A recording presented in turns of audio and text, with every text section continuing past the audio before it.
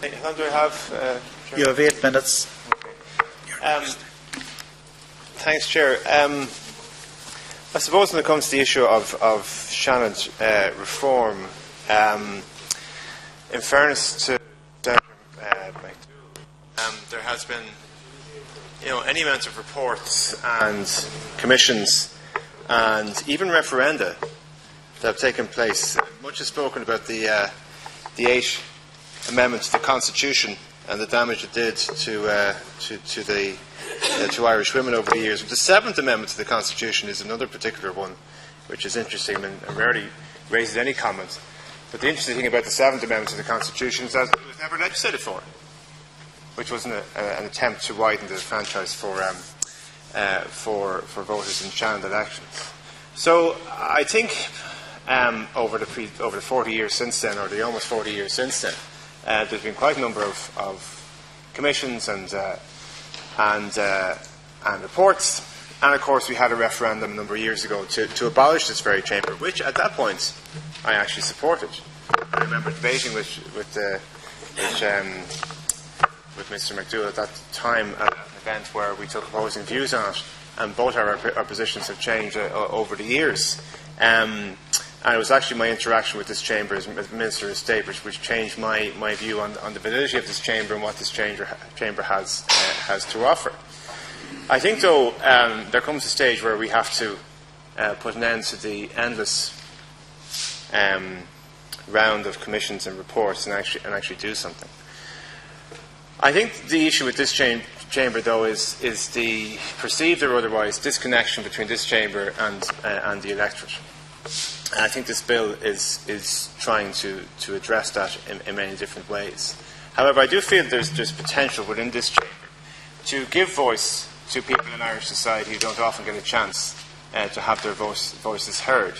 And much has been spoken about diaspora, obviously, Irish citizens in the north of Ireland, but I think also of groups such as travellers and others who I think would greatly benefit from having representation in this chamber to speak on matters that concern them.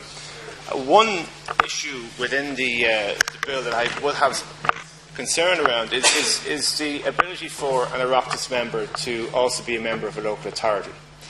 Now, what happens in this chamber often is that people come in and speak of their constituency, which technically isn't true, because you come into this chamber as a national politician, you don't have a geographical constituency.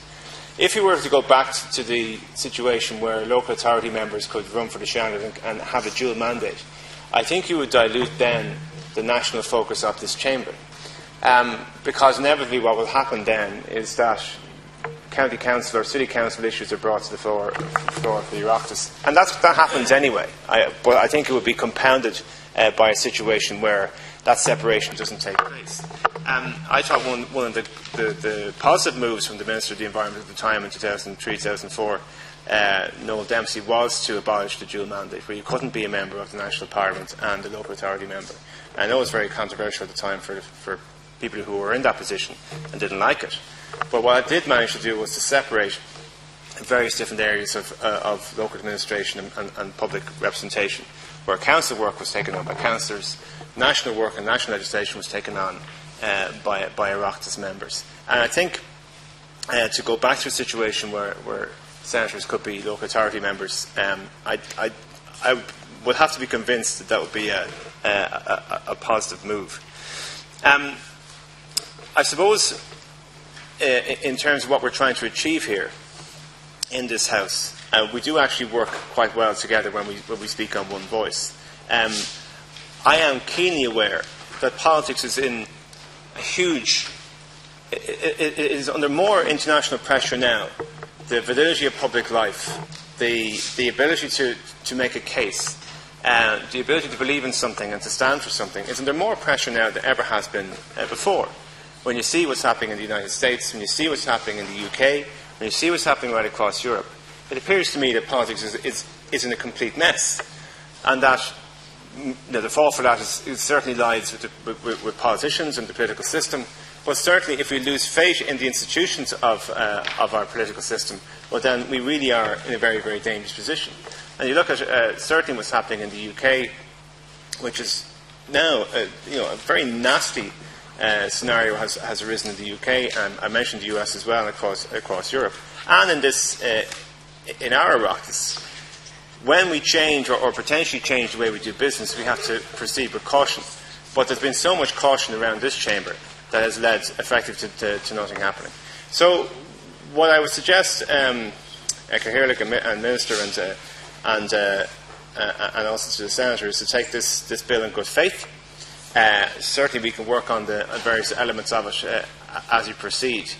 But if this chamber is to have any validity into the future, its connectivity with the public, it has to be reinforced.